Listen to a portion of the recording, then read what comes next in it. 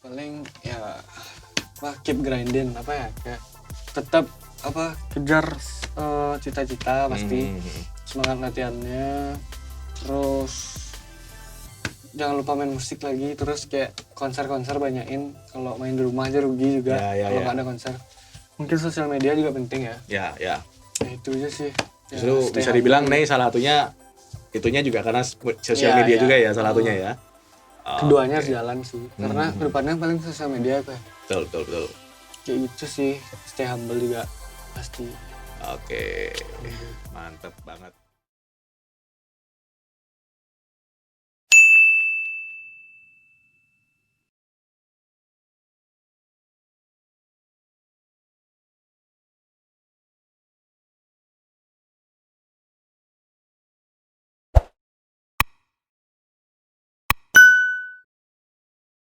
Oke, halo teman-teman, kembali lagi di Inspirasi Musisi. Dan kali ini kita kedatangan drummer yang dulunya, drummer yang kecil, memukau di lomba-lomba drum. Dan kali ini udah sebesar ini. Langsung aja ini dia, Rainer Stefanoli. Halo, gimana kabarnya? Good. Ya, good. Gede ya. Terakhir kita interview Rainer ngobrol-ngobrol itu tentang Drameo ya. Iya. Drameo, dan teman-teman kalau yang belum nonton cek di channel Kodosora, ini adalah drummer pertama Indonesia yang main di Drameo. Seru banget ngobrol-ngobrolnya waktu itu. Nah, Ray, kita membahas ini. Ray kan berangkatnya dari ikut lomba sampai ya kalau boleh bilang sampai bisa ke Drameo pun yang membawa Ray ke Drameo adalah lomba ya kan. Yeah. Nah, tapi sampai akhirnya Ray juga akhirnya main dari lomba, mulai berangkat sampai akhirnya bersession player, main di gereja, main dengan beberapa tempat, bahkan kemarin sempat main di Jazz Traffic ya kan. Yeah. Nah, itu kita akan ngobrol tentang perjalanannya itu. Pertama-tama kita akan bahas tentang lomba dulu. Nah, Ray, sebenarnya kamu ikut lomba itu dari umur berapa sih? Dari umur berapa ya? Zaman dulu Pol itu pernah ada lomba di gereja. Itu umur 5 ya. Umur 5 ya? Lomba-lomba pertama. Tapi pas itu lombanya bukan lomba drum. Tapi kayak lomba talent show. Oh, jadi rasanya tahu deh. Rasanya tahu. Kayak kayak jadi ya, kayak talent show benar. Bukan cuma drama aja. Ya. Terus ya pas itu sempat juara 3 ya kalau nggak salah ya. Juara 3. Terus mulai dari sana aku pernah juga ikut lomba Atsor. Ya. Nah, ini lomba Atsor ini juga salah satu lomba yang berkesan ya. Soalnya pas itu kan baru mulai drum. Terus agak sedih sih. Soalnya pas itu pas main di lombanya itu aku 15 detik itu di-cut. Oh. Jadi kayak habis atau? Enggak, ya. Soalnya maybe jurinya kayak mikir udah nggak mungkin masuk dah. Jadi 15 detik. 15 detik awal itu udah atau 15 detik sebelum selesai? 15 detik awal. Berarti cuma main 15 detik terus di-cut. Ya. Oke. Iya. Terus habis itu ya mulai dari situ ini juga penting cari guru yang buat lomba. Kalau misalnya emang serius di lomba, emang cari guru buat yang lomba. Ya, jadi mentor. Ya pas itu kan pertama kali aku les drum itu kan sama temennya papa, kayak kenalannya papa gitu, namanya dia itu Indra. Terus habis itu mulai dari sana juga pindah ke Om Yon yang Piliang. Terus habis dari sana ikut lomba-lomba. Mulai dari Om Yon itu ikut lomba-lomba. Jadi pas itu lomba yang berkesan itu di Gresik. Oke. Pas itu di Gresik baru beginner ya. Jadi kayak lumayan challenging ya. Jadi pas itu kebetulan juara 4. Tapi ya lumayan, tambah lama kan tambah ikut lomba terus, jadi kayak tambah evaluating, jadi kayak naik terus gitulah intinya. Terus ikut lomba terus, mulai dari sana juga ada lomba-lomba R&B. R&B itu lomba biasanya aku sama temanku Kenny, terus ada lagi temanku Dovi, terus Alvin Claude, Dovi. Mereka juga nemenin mereka juga sering ikut lomba juga. Kita kan satu grup dulu, satu guruan toh. Jadi kayak kalau misalnya lomba kita ngumpul bareng. Saudara seperguruan ya, lomba bareng, terus apa namanya kumpul bareng, nunggu giliran bareng. Jadi, seru ya. Dulu lawan-lawan bareng. Jadi isa-isan aku lawan Dovi, lawan Kenny gitu. Biasanya Dovi juara 1, terus Kenny juga sering juara gitu. Ya gantian ya.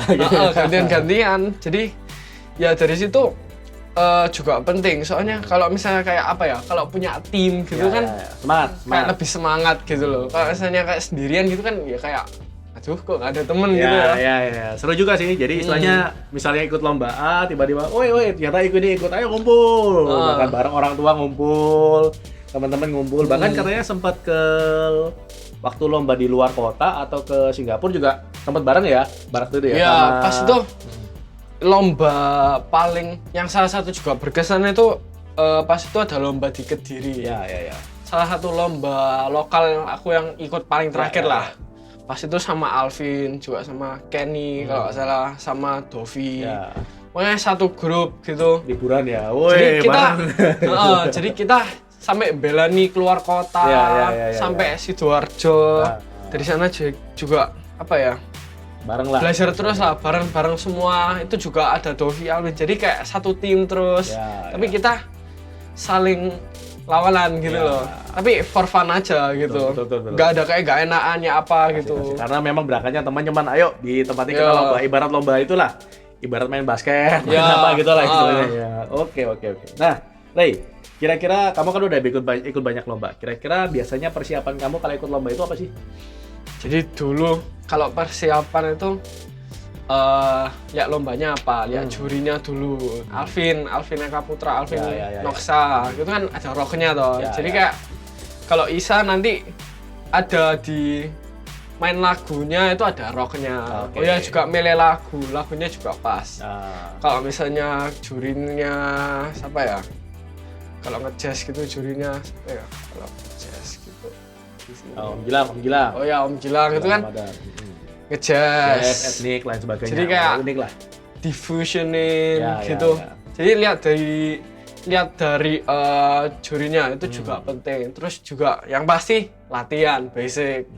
Latihan beberapa hari, terus di make sure kalau misalnya strokes-nya itu kamu tahu kamu mau main apa, di konsep dulu. Jadi pas lagu ini kamu nanti solonya mulai rendah, terus naik, terus rendah lagi atau naik sampai climax gitu. Dinamikanya udah diatur di awal ya. Tapi itu biasanya satu lagu gitu bisa, anggaplah lomba 1-2 lagu ya, anggap ya. Bisa diulang berapa kali itu latihannya? Ngulang berapa kali ya? Pokoknya beberapa hari kok. Berapa hari itu pokoknya main lagu itu terus? Nggak main lagu yang lain? Main lagu itu terus.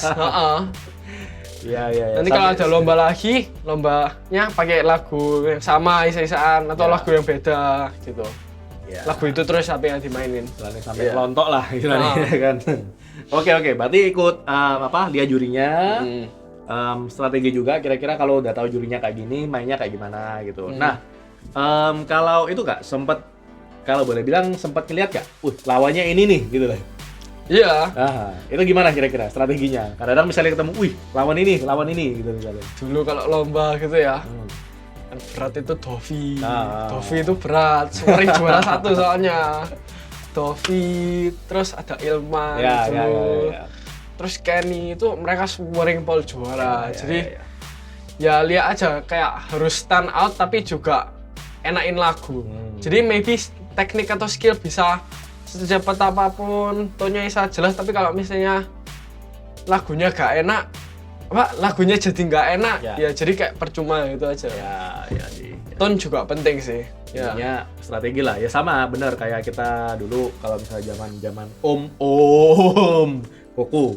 Zaman Koko dulu main basket, karena kita udah tahu, kita musuh SMA ini, berat ini ya, gimana strategi. Ya aku rasa sama ya, setiap kompetisi kita pasti merasa bahwa walaupun lawannya berat, cuman kan kalau kita ngomong lomba itu kadang dinamis ya. Jadi walaupun mungkin pada waktu itu mungkin kita udah prediksi bahwa dia juara 1, cuman kan banyak faktor ya. Kadang-kadang mungkin faktor mood, faktor mungkin lagi kurang fit, atau mungkin memang jurinya mungkin punya penilaian yang berbeda-beda, karena kan juri biasanya bukan cuma 1 tapi ada 2, 3, mungkin pas pas mungkin gabung nilainya pas memang mungkin bukan hokinya kita gitu ya, macam-macam banyak faktor ya. Mentalnya harus disiapin sih. Ya, karena kan istilahnya namanya lomba, ya kita bersiap untuk yang terbaik, tapi juga bersiap-siap untuk sesuatu yang apa namanya istilahnya do your best, prepare for the worst.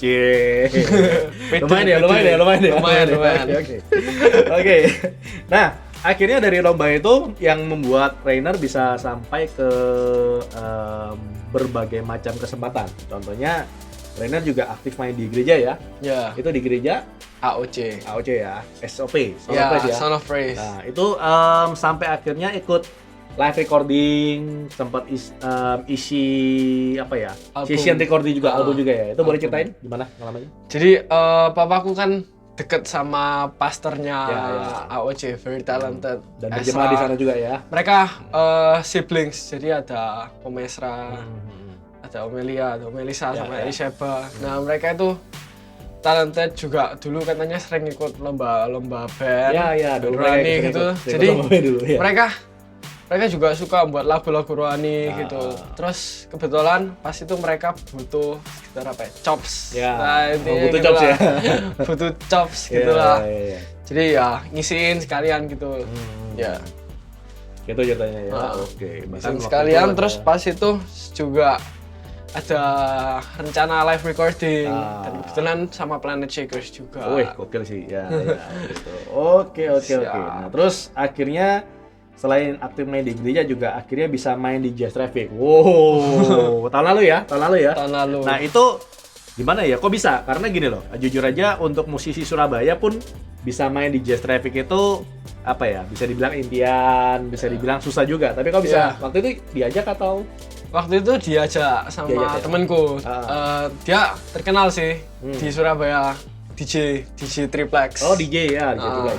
Eddie Triplex. Ya, terus habis itu dia butuh drum. Jadi kayak maybe konsepnya kayak Chainsmokers. Kan kayak Chainsmokers itu kan ada yang DJ, ada yang main drum kayak Matt McGuire. Tapi ini aku yang mainin backing, main DJ-nya dia gitu loh.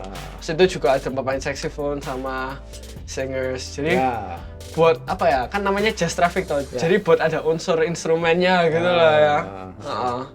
Tapi how do you feel gitu loh? Bayangin ini salah satu panggung besar di Surabaya, Jazz Traffic, dan itu waktu itu mainnya di panggung yang terbesar juga sih, itu salah satu yang paling besar.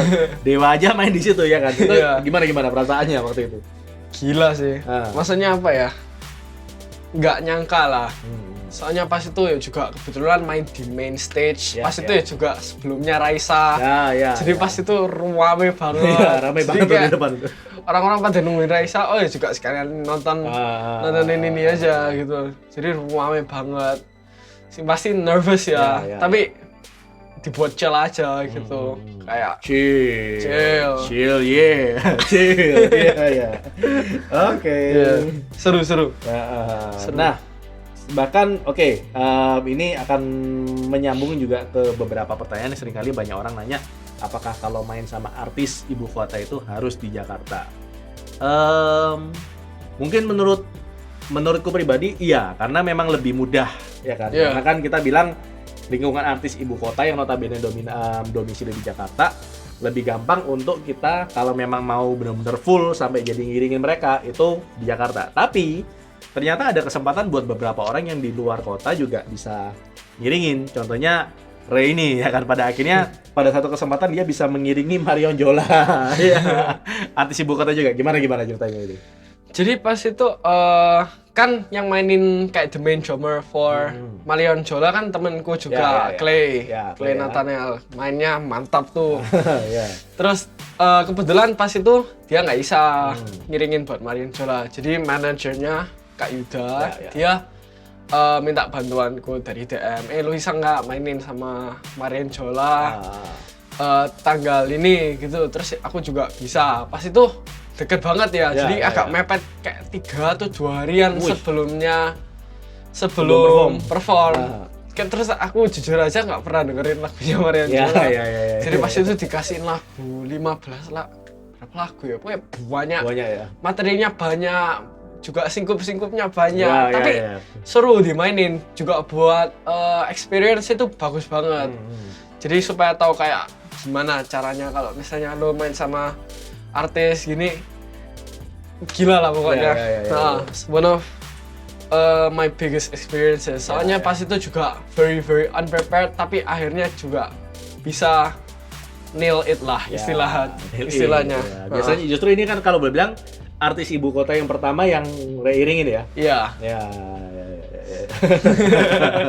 Dengan materi yang banyak, waktu sedikit, artis ibu kota pula ya kan. Ya. Singkupnya banyak pula. Singkupnya Waduh. banyak sekali. Ya. Tapi grogi gak? Sempat. Oh, grogi. Sama Jazz Traffic tadi lebih grogi ini pasti ya. Lebih wah. Ini artis ini ya kan. Saya juga aku pertama kali main sama artis besar ya rasanya ya. Ya, Marion Jola ini. Ya. But you nail it ya. Ya.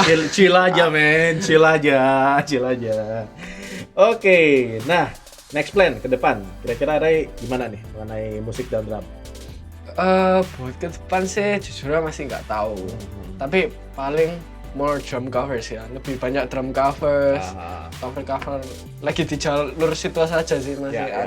Atau kalau nanti masih ada project lagi barangkali kalau misalnya paling nunggu corona ini ya. Ini lagi zaman corona ya, jadi acara-acara ketunda semua. Ya. Jadi sementara di rumah aja buat cover drum gitu sih. Yang penting tetap berkarya lah ya kan. Ya. Karena kita kan nggak tahu kedepannya gimana nanti istilahnya. Justru di tempat dimana Ray melakukan jalurnya, ikut lomba, cover lagu gini macam-macam, ada aja kesempatan yang tidak terduga, dan kesempatannya kalau boleh bilang apa ya, Cukup yang dicapai Ray itu yang setiap kesempatannya itu cukup wah. Tiba-tiba main sama Marion Jola, tiba-tiba live recording, tiba-tiba main di Jazz Traffic, tiba-tiba ke Drameo. Nah itu kan sesuatu yang wah, ini langsung ya. Tapi harus disyukuri ya karena kesempatan itu belum tentu datang ke tiap orang, belum tentu dapat kesempatan itu lah. Saya kalau dapat kesempatan itu you nail it. Wah. Oke punya. Oke, yang terakhir. Tadi kita udah ngobrol sedikit tentang lomba. Kira-kira buat teman-teman yang yang kira-kira biasanya ikut lomba teman-teman sekarang ya, karena kan ini di generasi kamu dulu, generasi sekarang mungkin banyak generasi yang ikut lomba lain sebagainya. Kira-kira ada saran atau tips gak? Sekali lagi, kalau untuk ikut lomba itu kira-kira apa aja sih yang harus diperhatikan untuk bisa ada juga yang penting support orang tua ya, support dari orang tua. Ya. Jadi pas itu juga salah satu tips lomba itu orang tua juga ikut. Ya. Jadi kayak buat apa ya? Mana sih gitu loh intinya. Jadi kru. Jadi kru. Wah, jamin. Bawa ini. Ya, orang tua memang jadi kru biasanya. Itu papanya Alvin itu support banget. Oh, iya. Sampai jamnya banyak dibeli. Terus ya support orang tua. Terus bener-bener komit lah ya. Ya. Kalau saya ikut lomba kan nggak tahu kan siapa lawannya. Ya. Kalau tahu lebih baik, tapi nggak tahu kan you have to be prepared. Jadi harus kayak prepare all the time. Terus apa lagi ya? Have fun ya. Jangan Tertekan. Jangan tertekan, malah nanti mainnya jelek. Ya. Tapi kalau boleh bilang pernah nggak istilahnya gini? Ya apapun bisa terjadi lah. Kamu pernah istilah zaman sekarang tuh kecebur nggak waktu lomba? Oh pernah, pas Singapura ini barusan. Singapura itu ya? 2019 ini. Pas semifinal, tiba-tiba bitter kick pedalnya copot. Iya. Jadi panik toh, tapi ya mau apa lagi udah dijalanin aja. Tapi dibenerin dulu, istilahnya berhenti dulu, dibenerin atau enggak jalan terus ya tinggal dikit biarnya orang krunya kan. Jadi mereka benain gitu, kita minggir dikit gitu. Oh, jadi begini. Agak gini ya. Udah beres, soalnya mikir ya. Itu lumayan panik gitu. Gila. Ya, yang penting tetap tenang lah ya. Ya, yang penting tetap tenang. Sip. Thank you Rainer. Thank you. Waktunya gokil banget. Iya, sukses selalu senantiasa. Oke, thank you buat nonton video ini. Sekali lagi kalau yang belum nonton video bersama Rainer, kita ngobrol-ngobrol pengalamannya di Drameo, silahkan cek di YouTube channel Kodosora ini. Oke, thank you dan see you next video.